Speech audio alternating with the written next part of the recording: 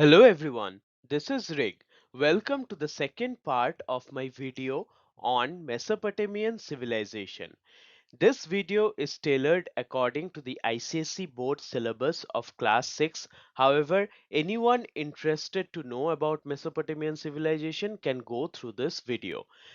After the discussion of the topics, I have also listed out a few question and answers which will help you to understand the chapter better.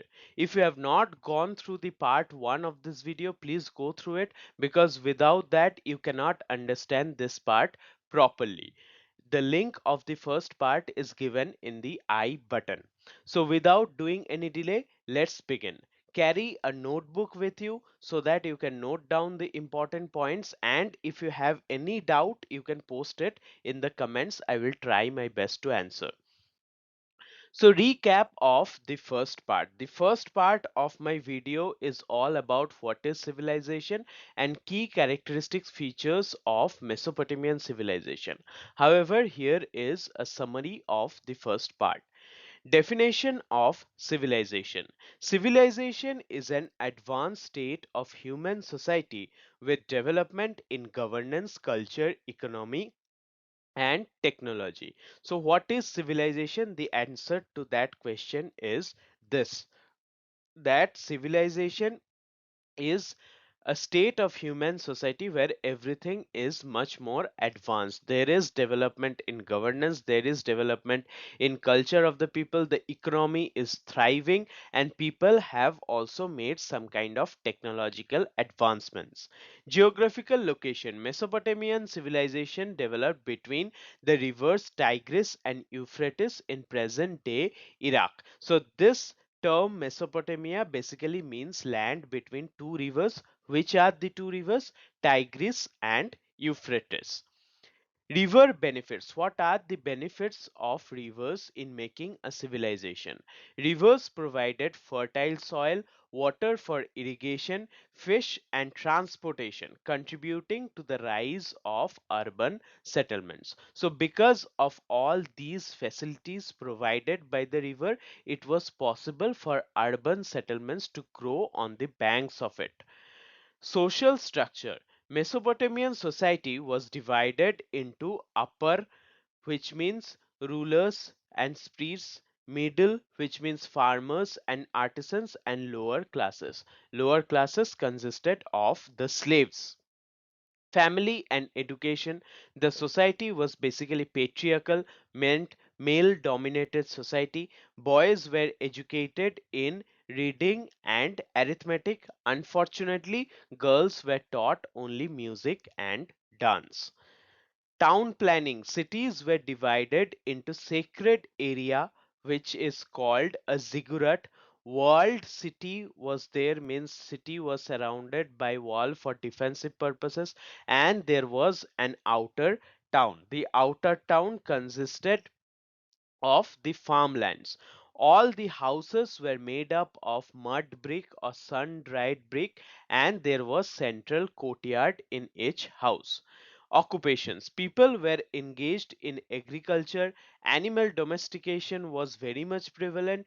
Trade was another main occupation because civilization means there has to be economic stability, and that can come only with trade. Pottery and craft, and writing and tools. What were the implements of writing and tools? Cylinder seals and wheeled carts were invented, and ox drawn plows improved farming. So, all these were the things which we have discussed in the first part. Please go through that video in order to understand the upcoming things in a much better way. So we will go through the characteristics, that is trade and commerce. The last characteristic that we have discussed is occupation of the Mesopotamian people. So prosperity through trade. Trade and commerce flourished in Mesopotamia, making it a prosperous civilization. So trade and commerce means exchange of goods between people. It was very much prevalent, and that is how Mesopotamian people earned the bulk amount of their money. making it a very prosperous civilization. Foreign trade relations. They traded with Mesopotamian countries, with Mediterranean countries, and Egypt. Mediterranean countries means the countries of Eastern Europe or Central or Western Asia. So this is the land of Mediterranean. There is a sea called Mediterranean Sea. All around it Mesopotamian people traded. Another one important civilization with which they traded is the Egyptian civilization. They were both contemporary to each other. That means they existed in the same period of time. Now it was not only Egypt with whom they traded. They also had contact with Harappans, meant the Indus Valley civilization. Mesopotamian seals have been discovered at some Indus Valley sites indicating trade relations with Harappan civilization. So many of the Indus Valley sites have seals which were made in Mesopotamia. And many of the Mesopotamian sites like Uruk, these are important sites of Mesopotamia. It is here is an extra information. The burials or the graves at Ur and Uruk had beads made in Indus Valley civilization. So from this we come to know that there was an exchange of item, or there was trade relation between the Mesopotamian civilization and the Indus Valley or Harappan civilization. Indus Valley civilization is also called Harappan civilization because Harappa is one of the most prominent site of Indus Valley civilization. Exports. Exports means what were the things which Mesopotamians gave or sold away to other part of the world.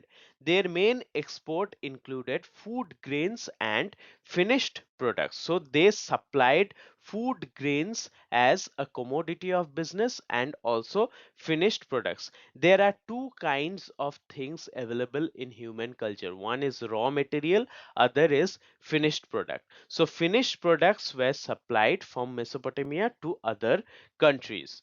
Imports. Now what they took from other people. Business happens with the help of transactions, and transactions have two parts: import and export.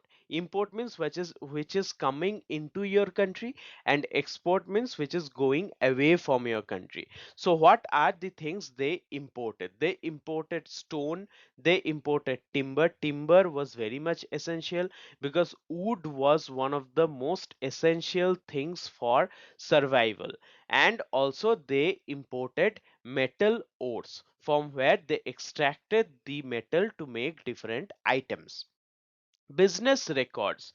They maintain detailed business records on clay tablets. So all of the transactions had to be accounted for, and to be accounted means to keep records. All these records were kept in clay tablets. Clay blocks were made, which when it was wet was written upon. People used to write with a sharp material on wet clay, and so when it dried up the writing becomes permanent. So all the records were maintained on clay tablets. Economic development. Trade helped Mesopotamia become an economic hub in the ancient world. So with the help of trade, Mesopotamia became an important economic center or economic hub during the ancient period. Characteristics, art and craft. How was the art and craft of the Mesopotamian people? Expert craftsmanship. The Mesopotamians were highly skilled in gold, lapis, clay, and woodwork. Gold, as you know, is the most expensive metal. Lapis means a blue colored gemstone. Clay was also used to make different materials of art, and obviously woodwork was designs. Making designs on wood was also very much prevalent. Jewelry and statues. They crafted jewelry and small statues using gold and lapis. So gold and lapis was used to make beautiful small statues where gold, you know already, and lapis lazuli. The entire thing is called lapis lazuli, which means blue colored gemstones. Wooden furniture, intricate chairs made from wood and reeds were a highlight of their craftsmanship. The beautiful chairs were made with the help of wood and reed. Designs were carved in those chairs, and these are evidences of how expert they were in art and craft. Musical instruments were also made with great skill. So they could also make musical instruments as a part of their art and craft. Pottery excellence. Their pottery was so finely made that it was even used as a currency system. So their pottery was so much beautiful and so much expensive that people used to give potteries in order to buy something. So suppose the Mesopotamians want to buy something from the Harappans, they will take that thing from the Harappan, and in return of money they will pay with beautiful potteries. So that is how beautiful their pottery was.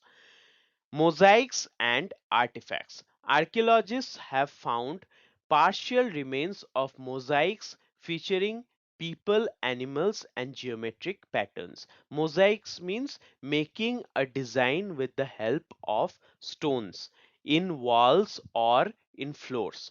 So those kind of mosaics have been found. And what are the scenes depicted with the help of mosaics?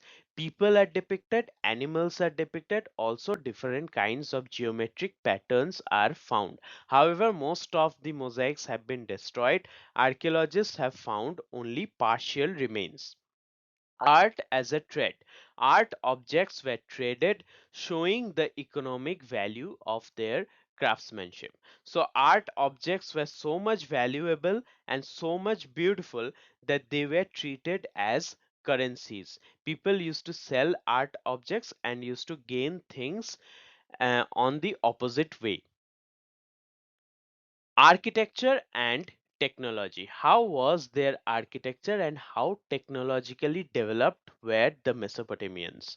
Uses of Use of structures. Mesopotamians used arches. Arches means, curved portion of a gateway is called an arch. Columns were there, means pillars, and domes.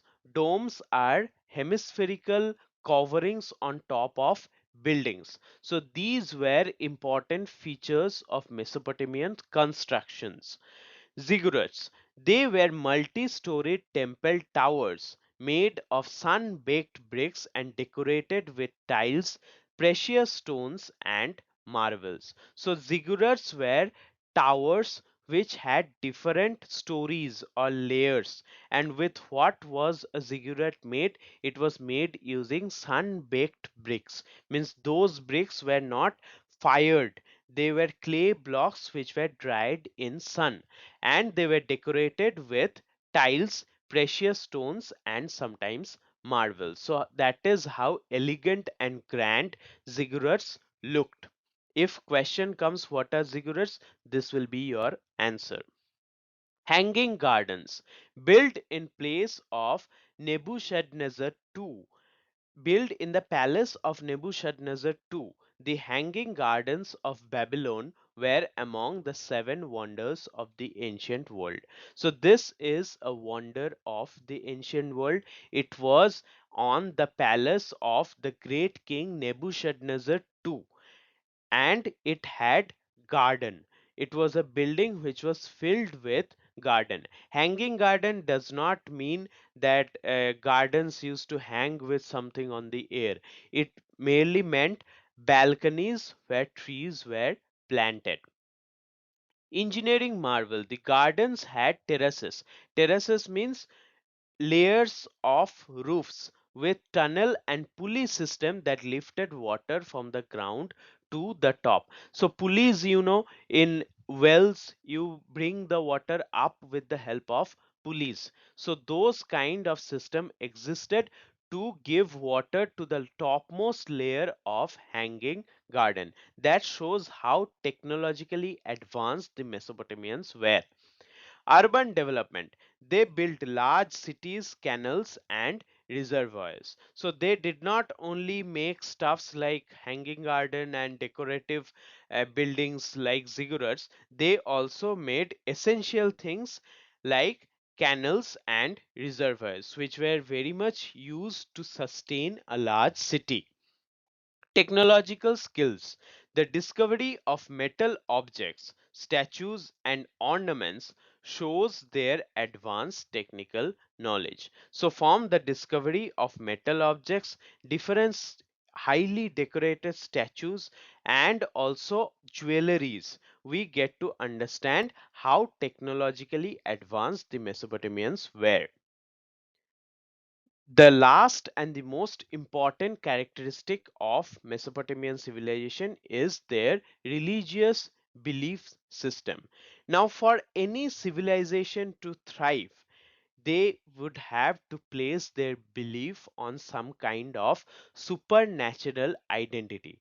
That system of placing your belief on a superior power is called a religious belief. Polytheism. Mesopotamians worshipped many gods and goddesses related to natural forces like sun, moon, and rain. So these gods were basically natural forces, and these natural forces were personified in order to give the identity of gods and goddesses. The important thing that is to be noted is that Mesopotamians did not worship one particular god. They had many gods and goddesses whom they worshipped with devotion and rituals. Major deities. Now, who were these important goddesses? Anu was the goddess of sky, Enlil was the god of wind, Enki was the god of earth, Ninhurshaga was the mother goddess. So all these are important gods and goddesses of the Mesopotamian culture. City temples. Each city had a temple dedicated to its patron deity located at the city's center. So each city had belongingness to a particular god, and that god or goddesses was the patron of that particular city, and the temple of the patron god was located at the city's center. Now, where what do we call this temple? We call it a ziggurat. Divine kingship. The king was regarded as the chief priest and representative of God on earth. So king was the person who was the chief priest, means chief worshipper of the god. And the king was also believed to be a representative of God who has been sent from the superior power to rule over the people. That is how divine kingship originates. Priestly class. Priests were later appointed by the king to manage religious duties. So the head priest was the king himself, and now the head priest appointed different other priests in order to oversee the religious duties and customs which were being done on the city. Belief in afterlife. The discovery of weapons and ornaments in graves indicates that there was a belief in life after death. So, when a person was buried in Mesopotamian culture, then along with the dead body, different other ornaments and weapons were placed with the person. These things which are placed with the dead body in a burial is called grave good.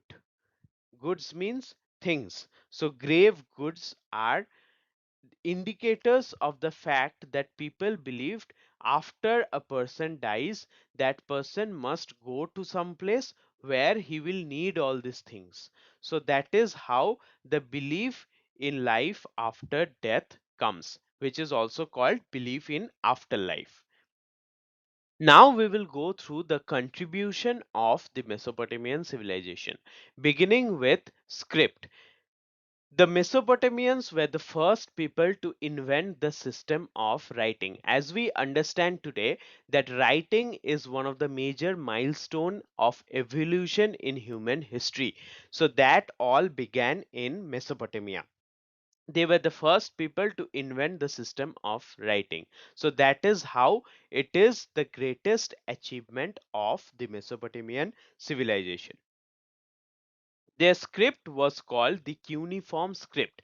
They developed a pictographic writing system called cuneiform, meaning wedge shaped. So the letters looked like wedges.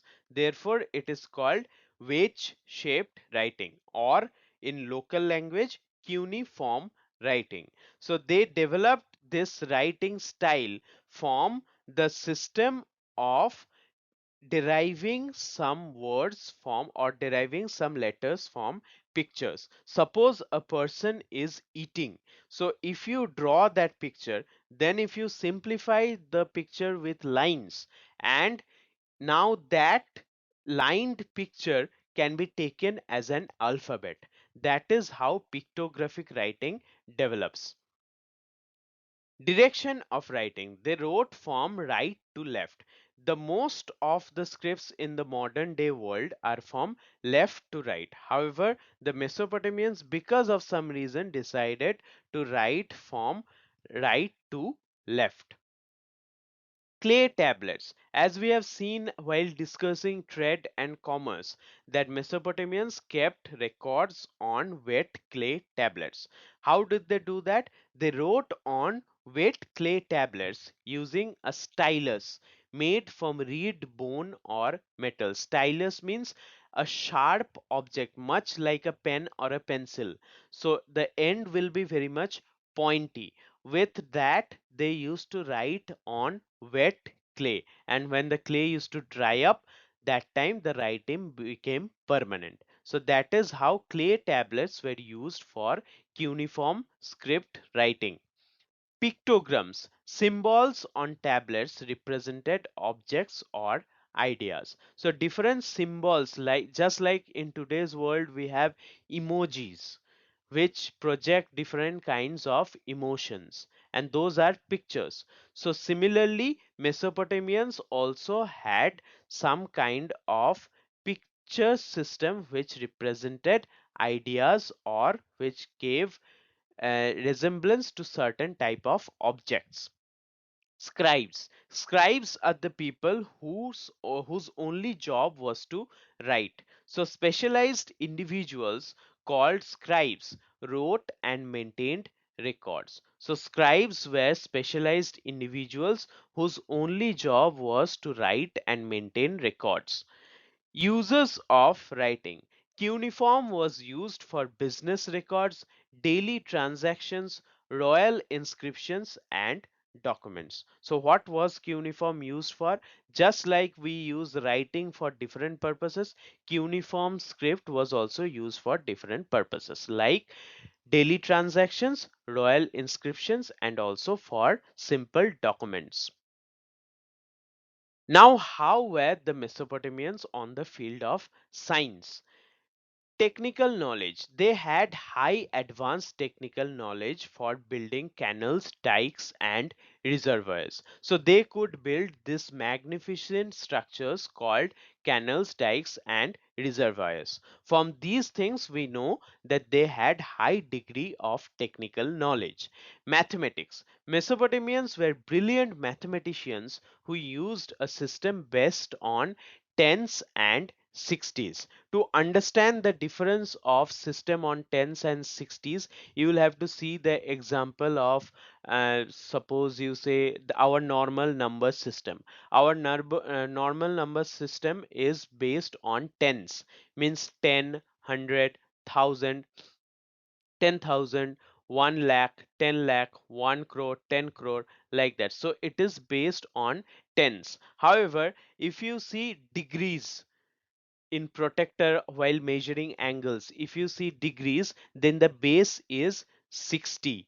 You have 60 seconds for 1 minute, 60 minutes for 1 hour. So these are also systems of 60s. So here number system is on 60s. While measuring time or while measuring degrees, you have the base number 60. So that is the difference. And Mesopotamians devised this system of tens and 60s. Time division. They first divided the day into 24 hours, each hour into 60 minutes, and each minute into 60 seconds. So the modern system of measuring time was actually made by the Mesopotamians thousands of years ago. So you can understand how advanced they were in the field of science. Equal time halves. Days and nights were divided into two halves of 12 hours each. This is basically the fundamental basis of measuring time even today. Days and nights will be divided, entire 24 hours will be divided into two halves of 12 hours. Legacy of timekeeping. Their system of time measurement is still used today. So that is how important their contribution was. We still use their system today. Invention of calendar. The Sumerians created the first calendar by dividing the year into 12 months based on moon's phases. So entire year was divided into 12 months, and that was based on different phases of moon. So that is how expert they were in the field of science. Metallurgy. Now, very less information is given in the class 6 syllabus about metallurgy, but here we will discuss in detail. Discovery of copper.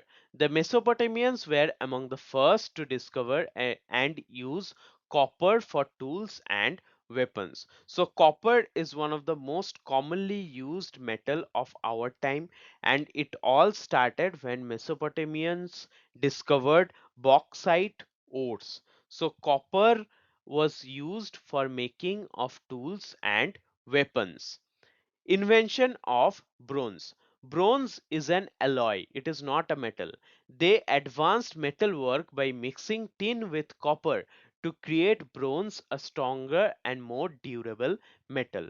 So bronze was an alloy which was made using steel, which was made using tin and copper. So tin and copper, molten tin was mixed with molten copper in order to create bronze, and bronze was stronger than tin and also stronger than copper. So that is how they created a new thing called bronze, which was more durable.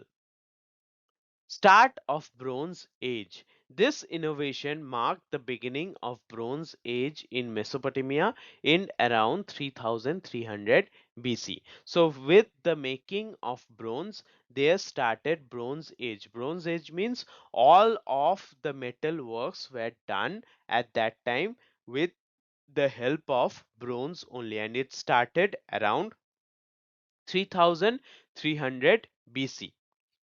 It is to be noted that Bronze Age exists in the civilization of Mesopotamia or in the civilization of Egypt or in different European cultures. But Bronze Age did not happen in India. In India, we find almost no evidence of Bronze Age. Directly from copper, we went to Iron Age. So there was no Bronze Age in the middle in the context of India. Widespread usage. Bronze was used for crafting weapons, utensils, ornaments, and ceremonial objects. Ceremonial object means special objects which were used in different rituals or ceremonies. So bronze was used for weapons, it was used for utensils, also for ornaments and ceremonial objects. Technological advancements.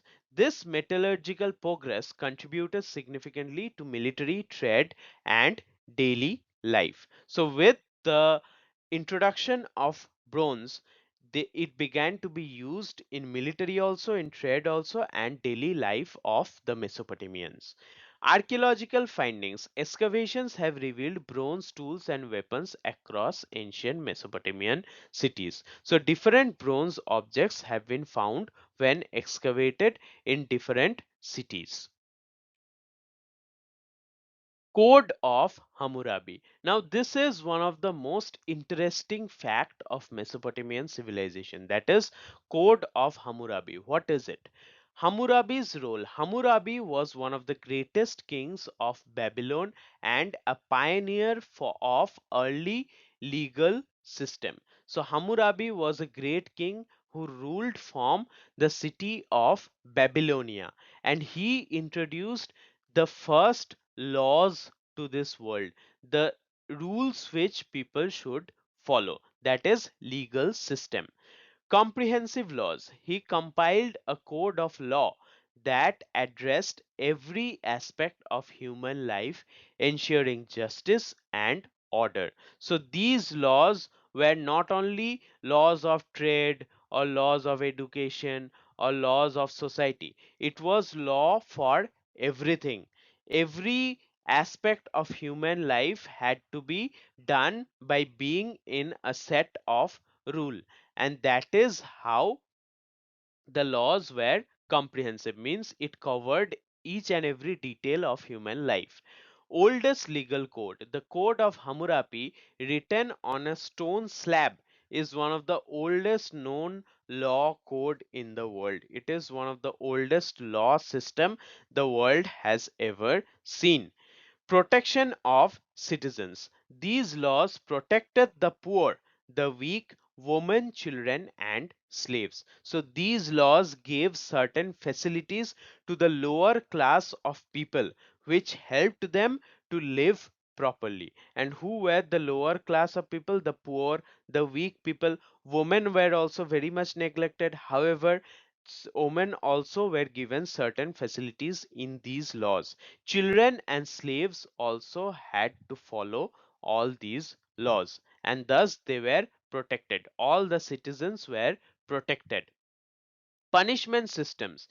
Not only rules were given, what will happen if you break those rules, those things were also written in Code of Hammurabi. So lawbreakers were subjected to severe punishments with different rules based on social class. So those who broke the law, they had to face severe punishment, and the rules were based on social class. Fairness and structure. The code emphasized structured governance and equality before the law. So it was very fair. It was very impartial. Different laws were not there for different people of this doing the same crimes. If you do this, this will happen to you. So it was like that. If you do this, this will happen to you, and if he or she, if someone else does the same thing, something else will happen to that person. No, it was very fair, it was equal, and so everyone was equal before the law. Symbol of authority. The king acted both as a ruler and a chief judge, reinforcing the divine connection to justice. So the king was both a ruler and a chief judge, and that reinforced how the king was a representative of God on earth. Legacy. Hammurabi's code influenced later civilization, including Roman and modern legal systems. So this system of measuring life on certain rules and the system of punishment, this system still exists today, even though not in the form of how Hammurabi wanted, but still it exists, and that is how we are a proper civilization. So it all started when Hammurabi made a code of laws. Now we will see how the Mesopotamian civilization declined. How did all of these things come to an end? Geographical change. The river Euphrates unexpectedly changed its course, forcing people to migrate. So, different cities were there on the banks of the river Euphrates, but suddenly the direction of the water flow in the river changed, and so the cities which were thriving on agriculture and economy, the people of those cities had to live on suddenly converted dry lands. Therefore, those people were forced to migrate. Impact on settlements. This sudden shift disrupted agriculture, water supply, and trade routes. So, because of this shift in the water flow of river, agriculture suffered a lot. Water supply, which had been giving water since thousands of years, all those things changed, and also trade routes means the economy had to suffer. Invasions and conflict. Frequent wars and invasions weakened the civilization and led to instability. The Mesopotamians were very much attacked by outsiders, and thus the Mesopotamians became weak. Slowly and slowly, they were dominated and conquered by other civilizations. Natural disasters, winds and sandstorms destroyed city walls and monuments. Natural disasters were also reasons because of which the civilization declined. Loss of heritage. Many architectural and artistic treasures were buried under desert sand. So when sandstorm happened, the entire civilization got covered with a layer of dust and sand. So many of the artistic treasures, which were very much a thing of proudness for the people of Mesopotamia, went under desert sands. Civilization collapse. These factors collectively marked the end of Mesopotamia as a thriving civilization. Historical legacy. Despite the fall, Mesopotamia remains the cradle of civilization. So, despite the fact that Mesopotamian civilization came to an end, we still respect it as a cradle of civilization, means from where all of it had begun. Enduring influence. Their mathematical and technical contributions continue to influence modern society. As we know, their measurement of time and their mathematical systems are still the basis of modern society. So that is how the Mesopotamian civilization came to an end.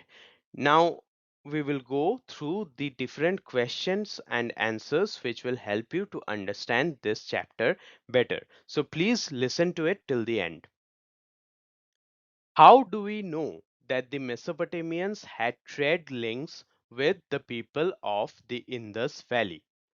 The Mesopotamians had trade links with distant regions, including the Harappan civilization. This is evident from the discovery of Mesopotamian seals at some cities of the Harappan civilization.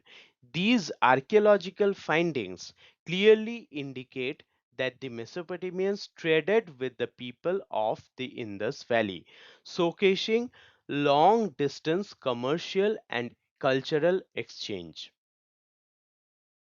What were the chief items of export and import in the Mesopotamian civilization? The Mesopotamians exported food grains and finished products like pottery and textiles. In return, they imported stone, timber, and metal ores, which were not available in their region. This exchange was crucial for the prosperity of Mesopotamian cities, and detailed business records were maintained on clay tablets highlighting the organized nature of their trade. Explain briefly the contribution of Mesopotamians in the field of architecture. The Mesopotamians made great contributions to architecture. They used arches, columns, and domes in their buildings. One of the most significant architectural contributions was the construction of ziggurats, which were multi-storied temple towers made of sun-baked bricks, often decorated with tiles, precious stones, and marbles. These temples were dedicated to patron deities and stood in the center of every city. Their buildings also featured sophisticated urban elements like canals, reservoirs, showcasing advanced planning and engineering. Write a short note on religious beliefs of the Mesopotamians. The Mesopotamians were polytheists, meaning they worshipped many gods and goddesses, most of whom were associated with natural forces like sun, moon, rain, and storm. Each city had a temple dedicated to its patron god, which was located at the city's center. The king was considered the chief priest and representative of God on earth, and later appointed priests to perform religious duties. Their belief in life after death is reflected in the burial weapons and ornaments in graves. How skilled were the Mesopotamians in mathematics? The Mesopotamians were brilliant mathematicians. They used a system of counting based on tens and sixties.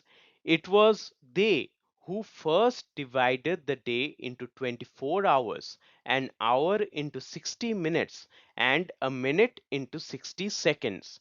They also divided the day and night into two halves of 12 hours each.